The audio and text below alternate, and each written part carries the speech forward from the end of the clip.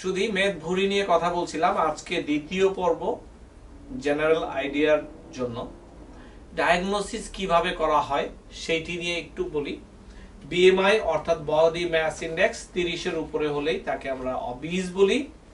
Skin ফোল thickness, চামড়া কতটুকু মোটা সেইটি মেপেও করা হয়।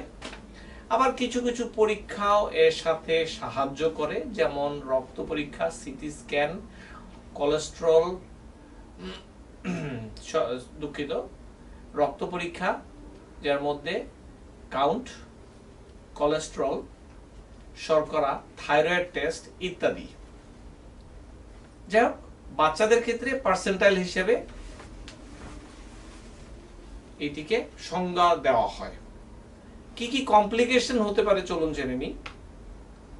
মেদ ভুঁড়ি বা স্থূলকায় অবস্থার জন্য হাড়ের উপর প্রেসার পড়ে, যে কারণে তাদের বাত বেশি হওয়ার সম্ভাবনা থাকে।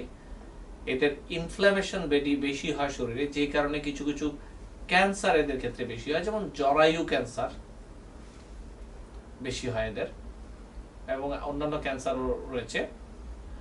এদের ক্ষেত্রে ডায়াবেটিস টাইপ 2, হার্টের সমস্যা, উচ্চ রক্তচাপ, স্লিপ অ্যাপনিয়া, স্ট্রোক, পিত্তথলিতে পাথর, ফ্যাটি লিভার, হাই কোলেস্টেরল এগুলো হওয়ার সম্ভাবনা রয়েছে।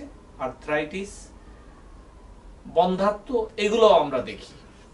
শুধু এই তো গেল ডায়াগনোসিস, কমপ্লিকেশন। কিভাবে প্রতিরোধ করবেন এগুলো নিয়ে আমি সামনে আরো বলবো, তবে একটু বাঁচতে হলে আপনাকে প্রতিদিনই নিয়ম মেনে চলতে হবে।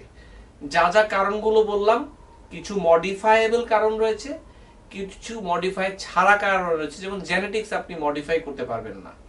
মডিফায়েবল কারণগুলো নিয়ে আমরা পরে বিস্তারিত কথা বলবো। দেখুন, জীবন কিন্তু আপনার, এটির রিমোট কন্ট্রোল আপনার হাতেই রয়েছে। আপাত দৃষ্টিতে যতটুকু আপনার হাতে রয়েছে ততটুকু চেষ্টা করুন। একবার যদি স্থূলকায় হয়ে যান, ভেরি ডিফিকাল্ট পেছন থেকে আসা। প্রতিদিনই এটি নিয়ে চিন্তা করুন, কি করা যায় না যায়। চিন্তা করে জীবন নষ্ট করবেন না, চিন্তা করে অ্যাগ্রেসিভলি পারসু করুন।